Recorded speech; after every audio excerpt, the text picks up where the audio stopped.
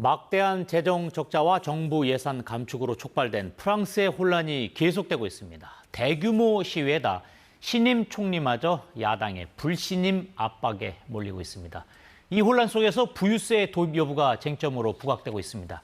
국제부 양민효 기자와 함께 자세한 내용 알아보도록 하겠습니다. 어서 오세요. 안녕하세요. 자, 지금 부유세. 부유세는 부자들에게 세금을 매기겠다 이런 내용인데 지금 프랑스에서 이게 왜 지금 이슈가 되고 있나요? 네, 프랑스 전임 정부가 총사퇴하게 된 게 긴축 예산안 때문이잖아요. 세수 부족해서 내년도 복지 예산을 대폭 줄이겠다고 하니까 의회가 불신임 투표했고 네. 또 대규모 시위와 총파업으로 이어졌고요. 지난 18일 프랑스 전역에서 최대 100만 명이 참가한 파업이 벌어졌는데 시위대 팻말과 구호 보면 특히 이 부유세 관련 요구가 두드러집니다.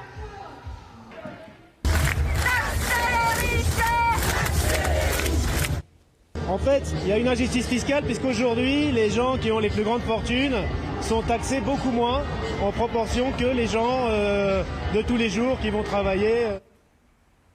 자, 지금 이렇게 세금이 매겨지는 것 자체가 좀 문제가 있다 이렇게 지적을 하는 것 같은데 그럼 어떻게 매겨야 한다고 주장하는 겁니까? 네, 일명 쥐크만세라고 하는데요. 프랑스의 30대 유명 경제학자 쥐크만 교수가 주장하고 있는 내용입니다. 네. 흔히 말하는 슈퍼리치보다 더 부자인 울트라리치, 즉 자산이 1억 유로, 우리 돈 약 1,635억 원이 넘는 초부자들에게 매년 최소 2%의 세금을 매기자는 건데요.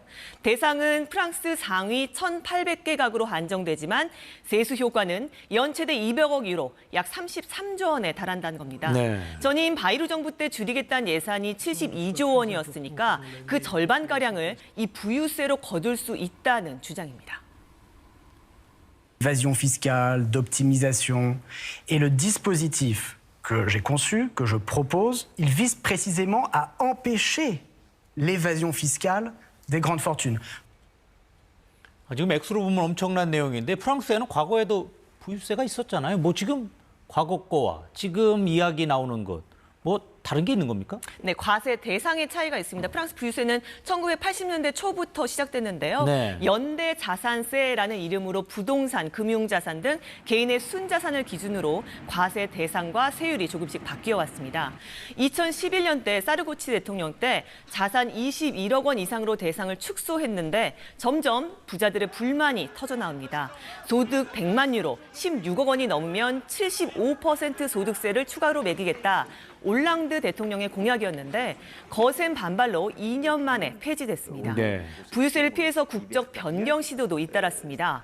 대표 사례가 유명 배우 제라드 드파듀가 러시아 국적을 취득했고 세계 최고 부자 중 한 명이죠. 베르나르 아르노 LVMH 루이비통 회장은 벨기에로 국적을 바꾸려다가 비난이 쏟아졌죠. 2017년 마크롱 대통령 들어서 연대 자산세는 아예 없애고 금융자산을 뺀 부동산 자산세를 신설했는데 기존 부유세의 세수 효과가 반토막이 났다 이런 추산입니다. 지금 마크롱 대통령의 이런 감세 이거는 결국 재정 적자가 발생했다 이런 비판을 받고 있잖아요. 그 큰 원인 중 하나로 꼽힙니다. 부유세는 폐지하고 법인세는 깎아주고 이런 마크롱의 감세 정책이 연간 82조 원대 세수 손실을 불렀다. 이게 프랑스 회계감사원 발표인데요. 네. 그래서 초부자 과세로 세수 늘리자 이런 쥐크만세 놓고 폭발적인 논쟁이 벌어지고 있는 겁니다. 역대 프랑스 부자 순위를 조사온 경제지 챌린지에 따르면 가족과 개인 자산을 합쳐서 올해 500대 부자 중 1위는 고가품 에르메스 소유 가족입니다. 약 268조 원이고요. 2위가 191조 원의 아르노 루이비통 회장과 가족. 그 뒤로 샤넬, 로레알 등 소위 명품 회사 상속인들이 상위에 포진해 있는데요. 챌린지가 조사를 시작한 1996년 프랑스에서 10억 유로, 즉 1조 원대 자산가 수는 17명이었는데 올해 145명으로 8.5배쯤 증가했고요.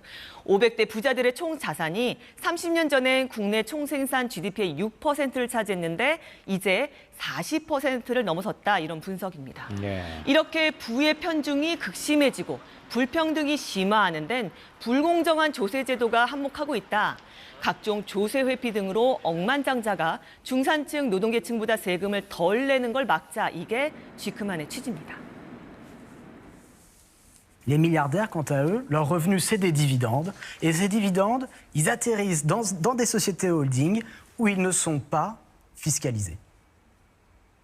이런 주장 좀 민감해서 찬반이 갈릴 것 같은데 프랑스에서는 어떤 주장들이 나오고 있습니까? 네, 최근 한 설문조사에서는 프랑스인 10명 중 8명이 이 쥐크만세 도입에 찬성하는 걸로 나타났습니다. 네. 반면 부자들은 반발하고요.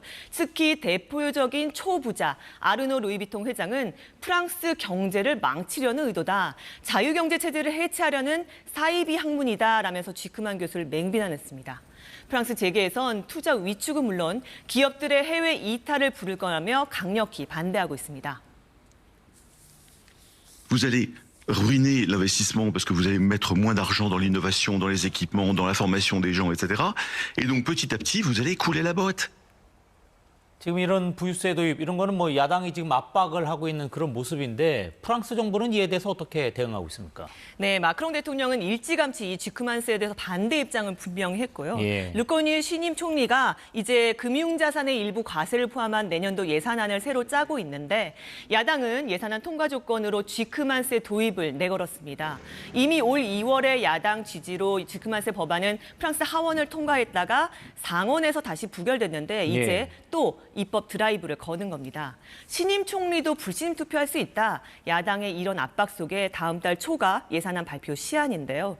신용평가사 피치가 얼마 전 프랑스 국가 신용 등급을 강등했는데 다음 달엔 또 무디스 평가가 나오거든요. 정치 경제적 위기는 계속되는데 쉽사리 돌파구가 보이지 않는 상황입니다. 네, 그렇군요. 오늘 여기까지 듣도록 하겠습니다. 지금까지 양민효 기자와 함께했습니다. 고맙습니다. 고맙습니다.